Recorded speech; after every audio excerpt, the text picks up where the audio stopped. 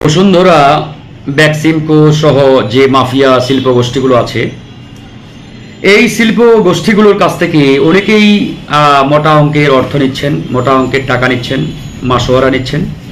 এর বিনিময়ে তারা এক প্রকারের তাদের যে মুখ, সেই মুখ তারা বন্ধ রেখেছেন। আপনারা এর আগে দেখেছেন যে বাংলাদেশের একজন শীর্ষ ব্যবসায়ী, মাফিয়া শিল্প গোষ্ঠীর কর্ণধার, সবাই তাকে চিনেন, যে বসুন্ধরা গ্রুপের কর্ণধার, বসুন্ধরা গ্রুপের চেয়ারম্যানের ছেলে আনভীর। এই আনভীর একজন মেয়েকে হত্যা করেছে। হত্যা করার পরে টাকার জোরে সেই সময় তার বিচার তো দূরে থাক, তার বিরুদ্ধে টু শব্দ করার মতো কেউ ছিল না। তো যাই হোক, আমরা টুকটাক কথা বলেছিলাম এবং আমরা চেষ্টা করেছি যে আনভীরের এই অপকর্ম, এই অপরাধের বিষয়ে অন্তত বাংলাদেশের মানুষ জেগে উঠুক, কথা বলুক। কিন্তু দুঃখের বিষয়, তৎকালীন সময়ে বাংলাদেশের কোনো রাজনৈতিক দল কিংবা রাজনৈতিক নেতা, যারা সবসময় বলে যে আমরা আসলে জনগণের জন্য রাজনীতি করি, জনগণের জন্য কাজ করি, জনগণের কল্যাণে রাজনীতি করি, তারা কেউই এই বিষয়টি নিয়ে টু শব্দ পর্যন্ত করে নাই, ন্যূনতম প্রতিবাদটুকু পর্যন্ত করে নাই। কারণটা হচ্ছে যে আনভীরের বিরুদ্ধে কথা বলতে গেলে বা বসুন্ধরার বিরুদ্ধে কথা বলতে গেলে হয়তো আমাদেরকে গুম হতে পারে বা আমাদেরকে নানাভাবে হেনস্থার শিকার হতে পারে, কিংবা অনেকেই বসুন্ধরা গ্রুপের কাছ থেকে মাসোহারা নেন। প্রত্যেক মাসে মাসে সেই মাসোহারা বন্ধ হয়ে যাবে। এই মাসোহারা বন্ধ হয়ে যাওয়ার ভয়ে অনেকেই কথা বলেন নাই। আমি নাম বলবো না, আপনারা সবাই জানেন। তো যাই হোক, এটা হচ্ছে আপনার প্রিভিয়াস কথা, অর্থাৎ খুনি হাসিনার শাসন আমলের বাস্তব চিত্র ছিল। তো এখন যেহেতু আমরা একটি ছাত্র জনতার গণঅভ্যুত্থানের মাধ্যমে এই দেশকে স্বাধীন করেছি, এই দেশকে দ্বিতীয়বার আমরা স্বাধীনতা এনে দিয়েছি, এই স্বাধীন সার্বভৌম বাংলাদেশে এখনো স্টিল নাও অনেক রাজনৈতিক দল এবং অনেকেই এই বসুন্ধরা বলেন, সামিট বলেন, বেক্সিমকো বলেন, এস আলম বলেন, এদের কাছ থেকে প্রত্যেক মাসে মাসোহারা নিচ্ছে মোটা অঙ্কের। সেটা যদি আগে লাখ টাকাই ছিল, এখন সেটা কোটিতে রূপান্তর হয়েছে, কোটি টাকায়। কেন বলছি জানেন? ধরেন এই যে বসুন্ধরা লক্ষ লক্ষ কোটি টাকার মালিক। সে যদি কোনো একটি দল কিংবা কোনো এক নেতার পিছনে মাসে 1 কোটি টাকাও ইনভেস্ট করে, এই 1 কোটি টাকা তার একটা চুলের সমানও না, চুল তার সমানও না।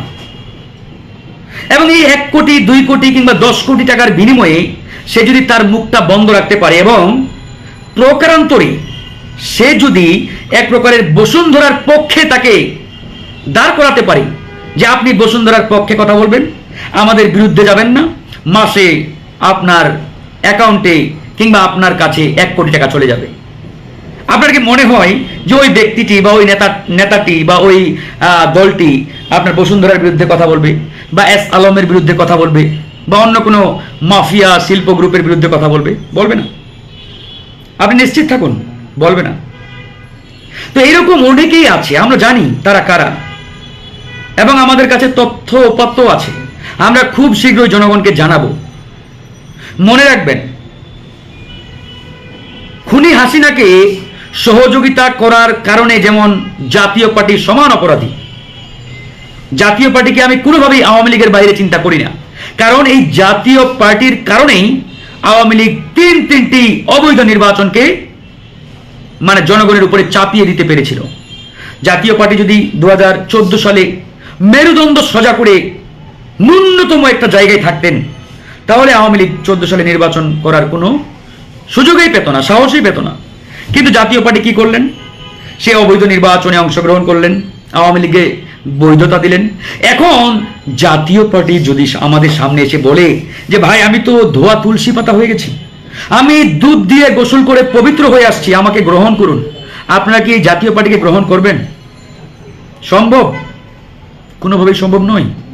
ঠিক একই কায়দায়, একইভাবে আপনি যদি একটা বার চিন্তা করুন, এই যে Bashundhara, Beximco, S Alam, summit, whatever, এরকম অসংখ্য মাফিয়া শিল্প গ্রুপ আছে, এরা এই 16টি বছর কি করেছে? এই 16টি বছর আওয়ামী লীগকে ক্ষমতার চেয়ারে বসিয়ে রাখতে এদের অবদান কোনো অংশেই কম নয়, কোনো অংশেই কম নয়।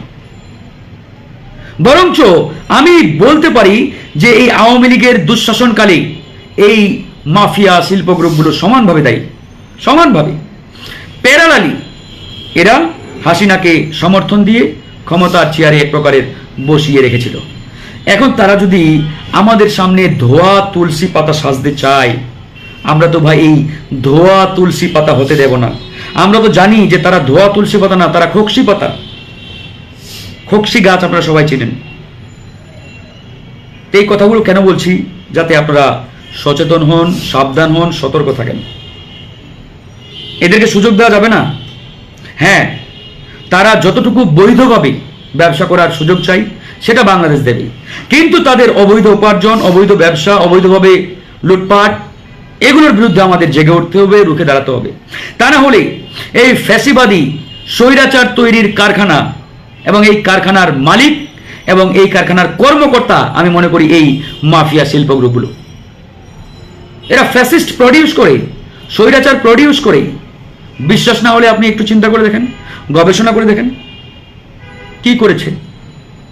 এই যে আজকে সারা বাংলাদেশে এত লুটপাট, দ্রব্যমূল্যের ঊর্ধ্বগতি, এই সব কিছু কিভাবে হলো, কেন হলো, কাদের মাধ্যমে হলো, আপনারা সবাই জানেন, সবাই অবগত। এই মাফিয়া শিল্প গ্রুপগুলো সরকারকে অবৈধ সুবিধা দিয়ে বাংলাদেশের পুরো বাজার ব্যবস্থা, বিজনেস বলেন, ব্যবসা বলেন, আমাদের বাণিজ্য বলেন, সব কিছু তারা তাদের ক্রয়ায়ত্তে নিয়েছে, সব কিছু তারা তাদের দখলে নিয়েছে। বিনিময়ে অবৈধ সরকারকে তারা ক্ষমতায় রেখেছে। এই সরকারের ন্যূনতম মাজায় জোর নেই, সক্ষমতা নেই যে তারা এই মাফিয়া শিল্প গ্রুপগুলোর বিরুদ্ধে টু শব্দ করতে পারে, কোনো সুযোগ নেই, পারবে না।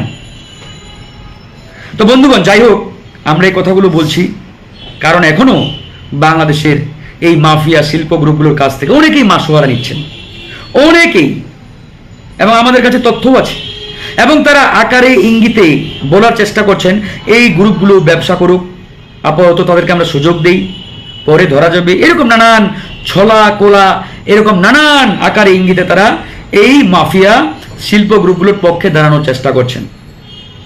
আমি পরিষ্কারভাবে বলছি, মনে রাখবেন, আপনারা যদি জাতীয় পার্টিকে ক্ষমা না করেন বা না করতে পারেন, তাহলে এই শিল্প উদ্যোক্তা বা এই শিল্প গ্রুপগুলোকে আমরা ক্ষমা করতে পারি না।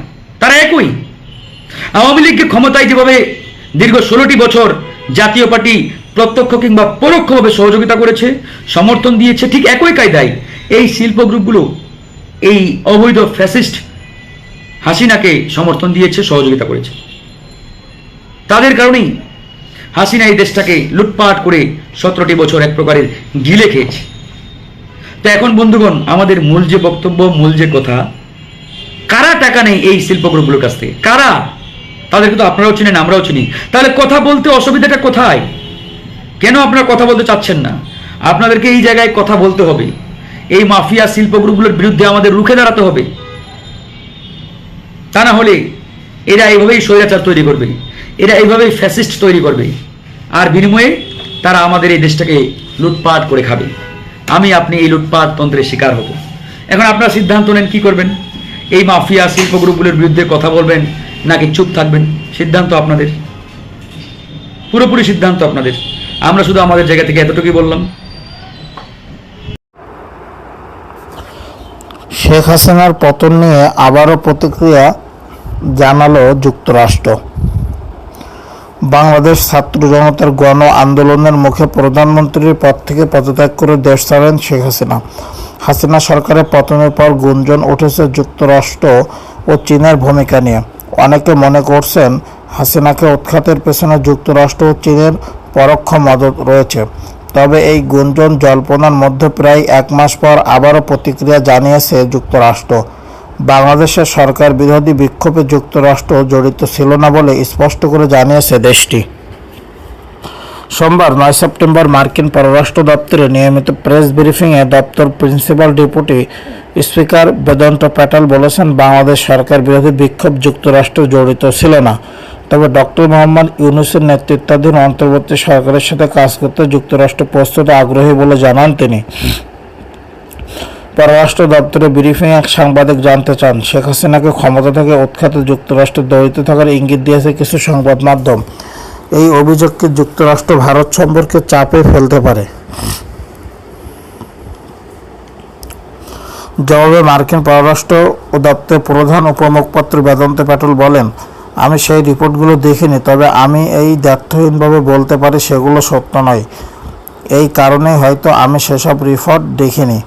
আরেক প্রশ্নে সাংবাদিক জানতে চান, যুক্তরাষ্ট্র বাংলাদেশ ইউনুসের নেতৃত্বাধীন অন্তর্বর্তী সরকারের সঙ্গে কেমন সম্পর্ক চাইছে? বাংলাদেশের সাম্প্রতিক সময়ে হওয়া ছাত্র জনতার বিক্ষোভে চীনা প্রস্তাবে দাবি করা হয়েছে, যুক্তরাষ্ট্র এই পরিস্থিতিকে কীভাবে মূল্যায়ন করে? এই অঞ্চলে কি কোনো কৌশলগত উদ্বেগ আছে বলে মনে করেন কি না, এই কথাও জানাইছে। জবাবে মার্কিন কর্মকর্তা বলেন, দেখুন, আমরা বাংলাদেশের পরিস্থিতি নিবিড়ভাবে পর্যবেক্ষণ করছি। আমরা ডক্টর ইউনূসের নেতৃত্বাধীন অন্তর্বর্তী সরকারের সাথে কাজ করার জন্য প্রস্তুত এবং আগ্রহী, কারণ এই সরকার বাংলাদেশের জন্য গণতান্ত্রিক ভবিষ্যৎ নির্ধারণ করতে চলেছে। এর বাইরে আমি আর কিছু বলতে চাচ্ছি না।